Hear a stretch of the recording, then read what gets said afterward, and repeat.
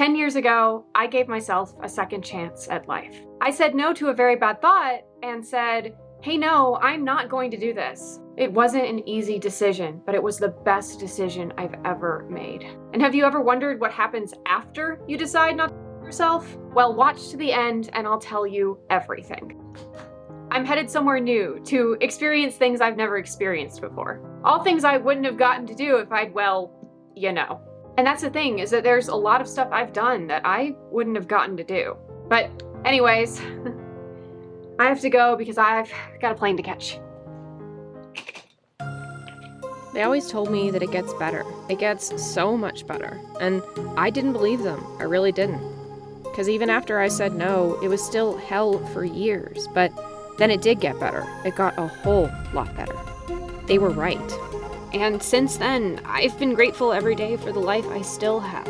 But I feel like I'm living on time I wouldn't have had. And when you go through life with that mindset, well, things can get really crazy. Like ending up in another country. And travel is arguably one of my biggest passions. And that's something I never would have figured out if I'd ended it. And well, there's actually a lot of cool stuff I've gotten to do because I didn't end it.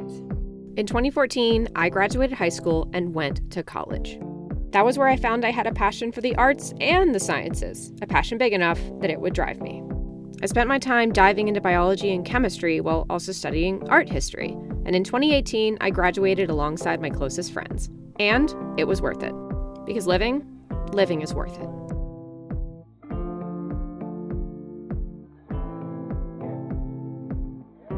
It was probably in 2017 that it really hit me that I survived, that I made it, that I was finally free of those awful thoughts. And what I was left with, well, it was beautiful. That summer, I visited 5.5 countries in 3 months. I started by going to Jamaica on a medical mission trip. Then I went to Paris and Florence just to have fun and explore. After that, honestly, I was lucky and I ended up at a monastery on the outskirts of Rome at a conference. And I stayed in a German train station long enough to have a beer. That's the half country. But it didn't stop there. I ended up in the Philippines a few weeks later on yet another medical mission trip, and there I helped save lives. I guess you could say that the universe knew that I'd saved my own life and told me to pass it on. I saw so many breathtaking sights that summer. Some were cathedrals, much like these, but it was also art and scenery and people. And I met the kindest and most interesting people you could imagine everywhere I went.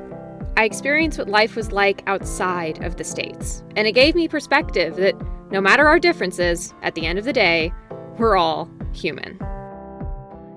And I cherish that perspective and share it with everyone I can. And I never would have been able to do that if I'd ended it.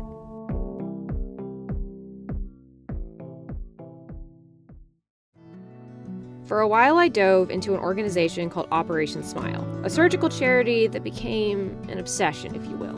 And through it, I learned I loved medical work, charity work, and helping people. Operation Smile took me all over the world. Remember how I said I went to Rome and the Philippines? Well, Operation Smile was the reason I went. For so long, I wished to be a surgeon, to chase the dream of going on missions with them to perform the surgeries, not just help on the sidelines. It ended up not being in the cards, and that's okay.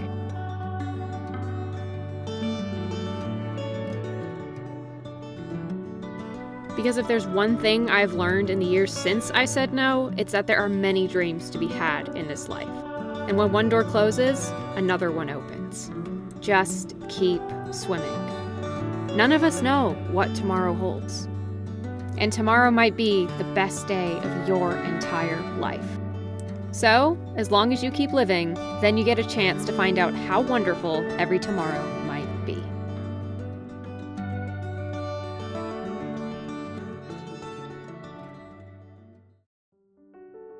But life isn't just about all the big moments. It's about the little ones too. It's quiet mornings before the sun rises when everyone else is still asleep. It's walks on the beach in winter bundled up as sunsets fade. It's smiles from friends when you make them laugh, and it's the joy when someone compliments you on something you're proud of. I've found the joy of living is found in the little things. And fortunately, there are a lot of them. Which means that life is made up of a bunch of little moments. And together, they make up big moments, which become the story of you.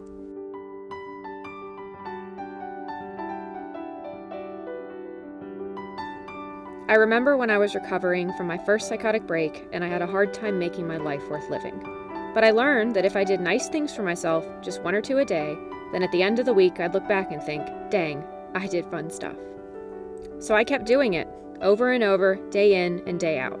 Things that I thought were fun or enjoyable, big and small, I did them all. And after a few months, it changed to, hey, I have a life worth living. And building a life worth living is the most important thing you can do.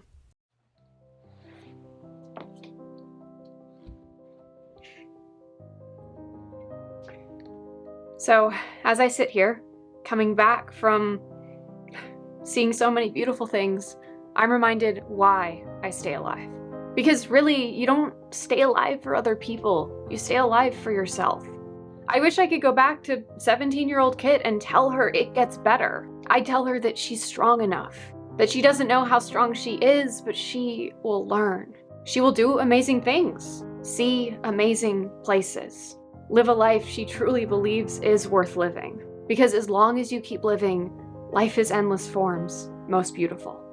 But I can't do that. I can't go back. But that girl is sitting in front of you right now, telling you that it gets better. Because it does. It so does. And it might be pain for a while, pain for years, but life is worth living. Use me as proof of that. And so, this is why I'm glad I didn't end my life. Because a lot can happen in a decade, a year, a month, or even a day. So I'll leave you with this. My dad always tells me that I have a 100% survival rate of making it through bad days. And he's right, I do, but plot twist, it's not just me, it's you too. You have a 100% survival rate of making it through bad days. So don't break the streak.